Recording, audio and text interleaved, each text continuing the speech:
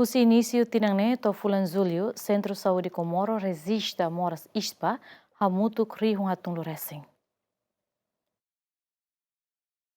Médico-geral Centro Saúde Comoro, Milena do Rego informa, o se fulan janeiro to fulan julho, tinane, Centro Saúde Comoro resiste caso moras ispa ka infecção respiratória aguda, hamutu krihun hatun luresing. Tur Milena do Rego causa husi morasne, mas husi rairahun no ambiente na bela saudável. Além de moras ispa, Centro Saúde Comoro Mos resiste a moracelo, o número aço, a nessa moras culit no diarreia. Caso já não bem macaas, resiste a Centro Saúde Comoro desde janeiro, toma aí fulan julho 2025, né? Maca primeiro maca essa nessa bem né? Maca moras infecção respiratória aguda, né?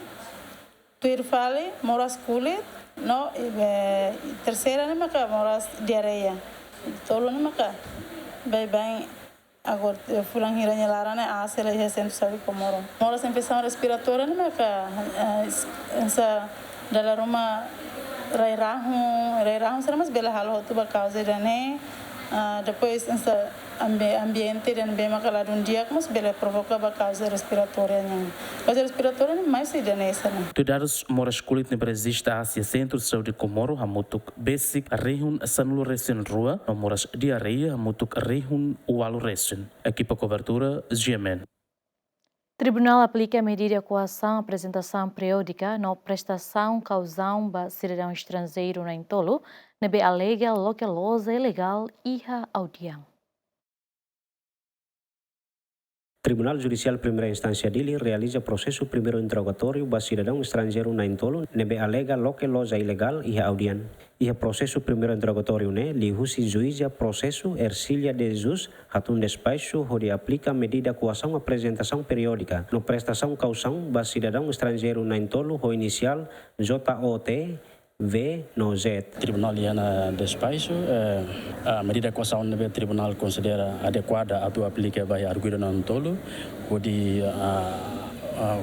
fofatin para o Ministério Público halo investigação clean leva processo da medida coação do tribunal considera adequada maka além de ter maka antes apresentação antes beceda aplicar na basira tribunal aplica também medida coação rua medida coação ida maka bolonara na apresentação periódica cada fulang ida da ida ia posto polícia na BBC que a arguido serna lafati além de tribunal tribunal liu se despacho mos aplica também medida coação prestação causão cada emaida 21.500 ida ne osida se deposita direta vai contestar união onde bela assegura processo de investigação na BEMA a cautela que processo de investigação na BEMA lá ela.